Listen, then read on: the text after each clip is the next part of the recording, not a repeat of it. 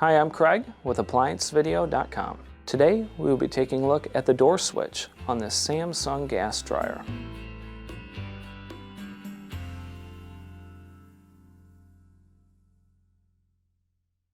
Stop. Before beginning any repair, always be sure to disconnect the power to the appliance. It is also recommended to test the outlet for the proper voltage. Remember to also turn off the gas. The main reason why you'd be replacing a door switch would be if the unit will not start and says on the display that the door is open. Now, click on the link below to view this repair video. ApplianceVideo.com guides you step by step, giving you the confidence to avoid recalls and callbacks, also saving time on repairs. Whether you're up against an uncommon repair or the latest appliance on the market, our videos have been created with you in mind.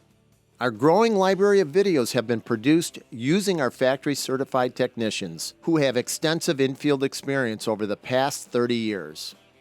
ApplianceVideo.com provides high-quality repair videos that anyone can follow, regardless of their skill level. We are here to help.